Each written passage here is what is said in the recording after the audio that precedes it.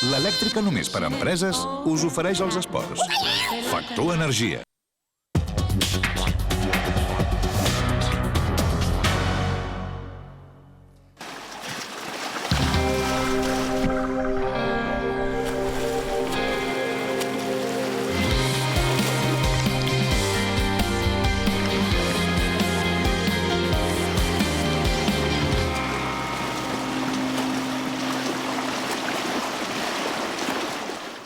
Barcelona torna a ser el centre mundial de l'esport i, en concret, en aquest cas, la natació és la gran protagonista. Comencen 16 dies de competició internacional a la capital catalana i avui es dona el tret de sortida des del Palau Sant Jordi. Maria.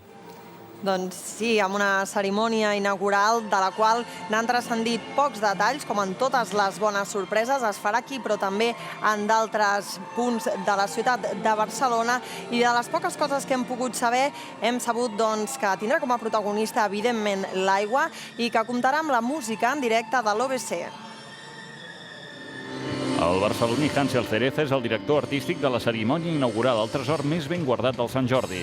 Fundador de la Fura dels Baus i considerat un dels pares de la cerimònia dels Jocs del 92, Cérez culmina avui una proposta de 7 mesos d'intensa creació. L'espectacle és on t'has d'arriscar. L'espectacle és on realment pots fer la insígnia de lo que és la ciutat on es fa les competicions. La cerimònia és un tiro diana, neix i es mor al mateix temps. I la gent sempre ha volgut estar i poder dir aquesta gran frase, jo estuve allí, i això és una gran motivació, no? 61 minuts de cerimònia, 650 persones, molts acròbates i nedadors intervenen directament en l'espectacle amb moltes sorpreses, titulat Somnis d'aigua. Un submarinista de 89 anys, Eduard Ametlla, i 2 nens, Jordi Estrada i Marc Paloma, són els actors que aguanten el pes d'una història del somni d'un nen que es fa realitat. És molt humana, és molt propera, hi ha una participació increïble de voluntariat, de col·lectius que van acceptar el repte que els hi vaig proposar de tindre un contacte directe amb l'aigua. L'Orquestra Simfònica de Barcelona i Nacional de Catalunya interpretarà la música de la cerimònia inaugural, que s'obrirà amb l'himne dels Mundials de l'oscaritzat Albert Guinovar. Ja no queden entrades per veure un espectacle que podran veure en directe aquesta nit per TV3. Xavi Lorente, TV3, Barcelona. Aquesta cerimònia que podran veure en directe per TV3 servirà per donar la benvinguda als 2.300 nedadors que competiran i que es passejaran aquests dies per les diverses seus del Mundial. Encara no fa un any dels Jocs de Londres i des d'aleshores les grans figures mundials han estat millorant les seves marques per poder arribar a aquesta cita. Prenguin nota dels noms dels que haurem d'estar pendents en aquests Mundials de Barcelona. Van de Hogebaan i Anthor Popov o Michael Phelps van ser els noms propis dels Mundials de Barcelona del 2003. 10 anys després faltarà el millor nedador de tots els temps, però hi haurà l'últim que va derrotar el tauró de Baltimore, el seu gran amic Ryan Lochte. L'americà té 29 anys, ha guanyat 11 medalles olímpiques i vol arribar a Rio 2016.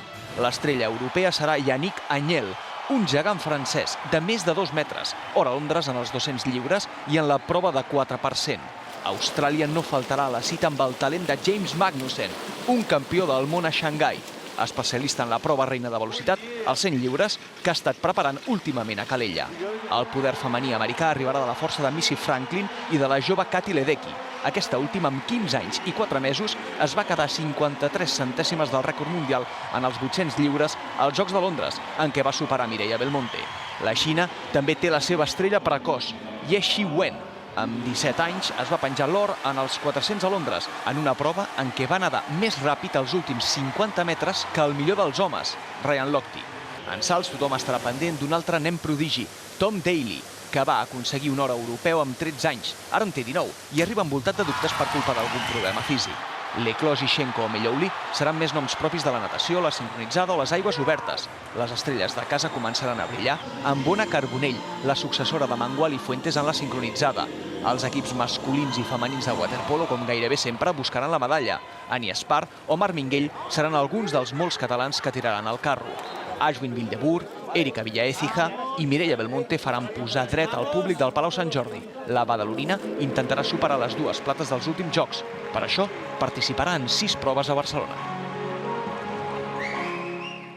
Doncs aquí la competició encara no ha començat, però les anades i vingudes de gent són constants perquè els operaris treballen per tenir-ho tot a punt.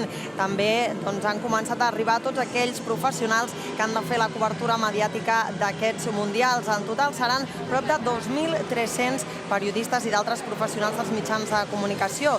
Avui, especialment la zona d'acreditacions, bull de feina. També ja són per aquí una de les parts més importants pel bon funcionament d'aquests mundials, els voluntaris. Ja fa hores que estan al peu de canó. Esperen a la terminal 1 de l'aeroport un membre de l'organització que arriba amb un vol procedent de Miami. Perquè no s'escapi i el puguem controlar per enviar-lo a l'hotel. Formen part dels 2.500 voluntaris de totes les edats i professions diferents que treballen aquests dies en els mundials de natació. A mí me gusta el deporte y participo pues ayudando en la preparación de la maratón, en todos los eventos deportivos. Es una forma de ayudar. Sabemos que es totalmente necesario. Sin nosotros pues muchas cosas no se podrían hacer y nos prestamos a ello. Llavors jo vinc aquí, estic jubilada i xerro, he conegut molta gent, he fet amistats. Quan acaba això ens trobem i anem a dinar por ahí i fas amistats. La majoria són catalans, però n'hi ha un 20% que venen de tots els continents. És el cas de la Eleonora, una genovesa que ha arribat avui tota sola per viure l'experiència. È un evento importante, bellissimo, mi piace il nuoto e mi piace fare qualcosa sense chiedere niente in cambio. I el que hem intentat aquest any és fer una dinàmica a través del Facebook que el voluntari local aculli a voluntari estranger i està funcionant bastant bé. Ja ens arriben feedbacks de gent que he trobat, estem dormint a casa de tal. La petició per ser voluntari en aquests mundials de natació a Barcelona ha estat un èxit aclaparador. S'hi han inscrit més de 6.000 persones i l'organització n'ha hagut de deixar 4.000 a fora. Doncs els voluntaris ja corren per aquí pel Sant Jordi i d'esportistes, com dèiem, pocs, però les poques que hi són les nedadores de natació sincronitzada. Per què? Doncs perquè aquesta música que senten vol dir que a aquesta hora s'estan fent els entrenaments, uns entrenaments molt mil·limetrats, molt cronometrats, tenen poc temps per cada equip i, de fet, fins fa només uns minuts veiem aquí l'equip d'Ester Jaumà ultimant els detalls tant de l'exercici d'Ona Carbonell com també de tots els exercicis de grup. Uns entrenaments, doncs, com dèiem, molt pautats i en poc temps que els equips miren d'aprofitar de la millor manera possible.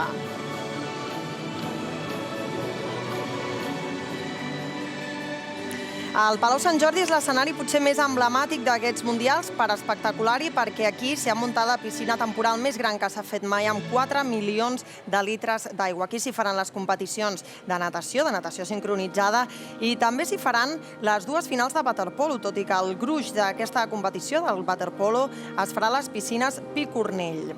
A la piscina municipal de Montjuïc s'hi faran els salts, tant les fases preliminars com les finals, i per últim hi ha un escenari que queda una mica més allunyat de la resta, el moll de la fusta, on es faran les competicions d'aigües obertes i els salts extrems. Doncs a banda de la natació, avui hi ha una notícia que ens ha cridat, podríem dir, l'atenció, perquè si dimarts sentíem Tito Vilanova, l'entrenador del Barça, en roda de premsa, parlant de Cesc Fàbregas i dient que ha parlat amb ell i que vol quedar-se al Barça, avui ens ha sorprès el que hem vist a la pàgina web del Manchester United, on el seu entrenador, David Moyes, recollia les paraules que deia que el club anglès estava en negociacions per fitxar el migcampista del Barça i que esperen tenir notícies sobre aquesta negociació en els pròxims 2 dies.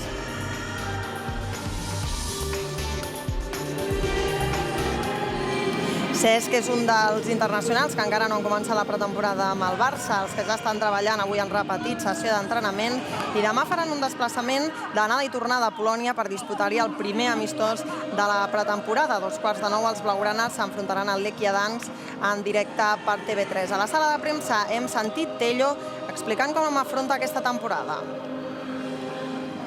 Soc molt conscient de l'equip que estic en el millor equip del món i tinc a la meva posició el millor del món. La veritat que cada any espero una miqueta més de protagonisme i amb l'esforç de cada entrenament i el treball constant espero aconseguir-lo.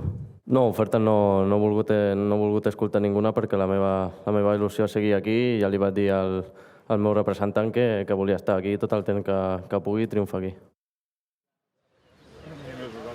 Nova sessió d'entrenament de l'Espanyol a Garós, a la Vall d'Aran, on l'equip fa el seu quart dia d'estada. Javier Aguirre té previst fer jugar tots els seus futbolistes en el primer amistós de la pretemporada.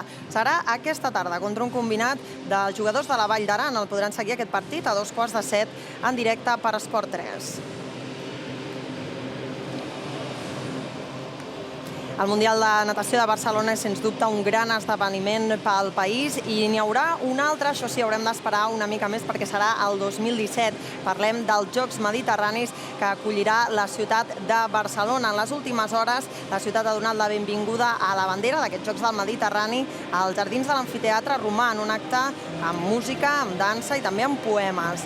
Seran uns Jocs austers i sostenibles, però també seran un referent de pau, cultura i també d'intercanvi entre els diferents pobles del Mediterrani. Això segons va explicar ahir l'alcalde de la ciutat, Josep Félix Ballesteros.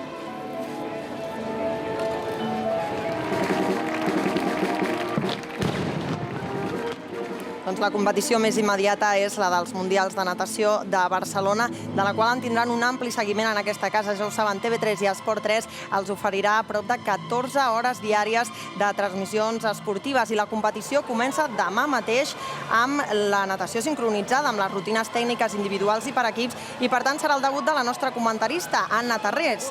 Demà també podran seguir les competicions de salts amb els comentaris de l'exsaltadora Susanna Closa i els 5 quilòmetres en aigües obertes amb les valoracions del nedador David Meca. Per tant, una agenda ben farcida amb els nostres especialistes.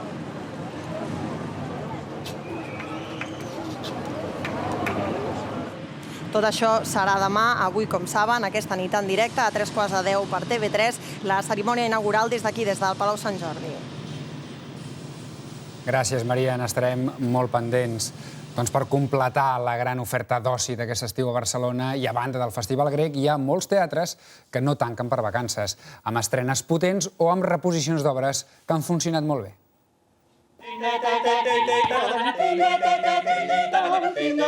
L'Espai Brossa va fer sonar la flauta màgica de Mozart i va ser un èxit. Els Dei Furbi van deixar gent al carrer amb aquesta vibrant versió a capella i aquest juliol hi tornen, perquè més val no fer enfadar la reina de la nit. A la Villarroel fan passar don Santiago Rossinyol, que ha pres des de fa temps el cos de l'actor Ramon Madaula. Convida el públic a seure's i a parlar de l'art i de la vida. El més important és entretenir-se, és disfrutar del que fas i no tenir por, collons. Però no serà l'únic. La Villarroel també és una mica casa dels Flyhard aquest juliol i reposen 2 èxits, Nit de Ràdio 2.0 i Un home amb ulleres de pasta. I l'aposta del Teatre Goya per aquest estiu és un text que no s'ha fet mai. Es va estrenar a Broadway fa 2 anys. Roman Polanski n'ha fet una pel·lícula i aquí el produeix i protagonitza Joel Joan. I et recordo que només estic fent una prova. També és una prova per veure si ets capaç de ser dirigida. D'inici sembla el clàssic cas